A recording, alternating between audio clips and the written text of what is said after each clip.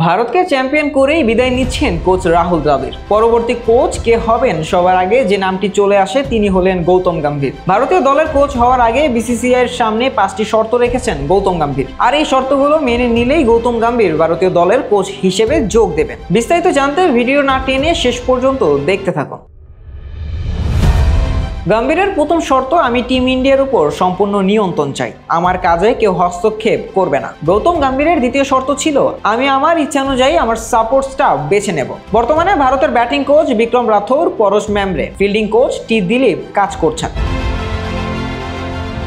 তৃতীয় শর্তটি ছিল যে আইসিসি চ্যাম্পিয়ন্স ট্রফি 2025 সিনিয়র খেলোয়াড়দের জন্য শেষ সুযোগ হবে। এই খেলোয়াড়রা যদি ভারতের হয়ে চ্যাম্পিয়ন্স ট্রফি শিরোপা জিততে না পারে তাহলে আমরা তাদেরকে আর সুযোগ দেব না। সিনিয়র খেলোয়াড় বলতে নিঃসন্দেহে বিরাট কোহলি এবং রোহিত শর্মা, যাদের কথা বলা হচ্ছে।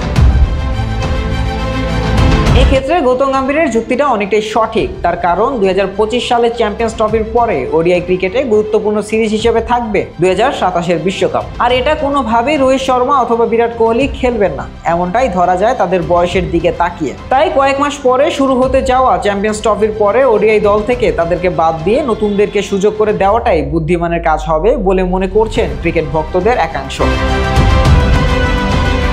গৌতম গম্ভীরের চতুর্থ শর্ত ছিল আলাদা ফরম্যাটের জন্য আলাদা দল এবং সম্ভব হলে আলাদা ক্যাপ্টেন। ভারতের টেস্ট ক্রিকেটের দল আলাদা হবে এবং সাদা বল ক্রিকেটের দল আলাদা হবে। ভারতের ডোমেস্টিক ক্রিকেট থেকে টেস্টের নতুন খেলোয়াড়দের সুযোগ দিতে চান গৌতম গম্ভীর। তার পঞ্চম এবং চূড়ান্ত শর্ত ছিল, আমি কোচের দায়িত্ব নেওয়ার সাথে সাথে 2027 ওয়ানডে বিশ্বকাপের জন্য রোডম্যাপ প্রস্তুত করা শুরু করব। যে খেলোয়াড়ের সাথে মানানসই হবে না তাকে দল থেকে বাইরের পথ দেখানো হবে। তার সব শর্ত মেনে নেওয়ার পরই গৌতম গম্ভীর ভারতীয় দলের প্রধান কোচ হতে রাজি হবেন। গৌতম গম্ভীরের এই 5টি শর্ত ভারতীয় ক্রিকেটের জন্য নিঃসন্দেহে ভালো সিদ্ধান্ত, কিন্তু তার সব শর্তগুলো কি বিসিসিআই এর পক্ষে মেনে নেওয়া সম্ভব? আপনার কি মনে হয় কমেন্টে জানাতে ভুলবেন না। শাহরিয়ার আহমেদ জয়, ডেস্ক রিপোর্ট, আইকন স্পোর্টস।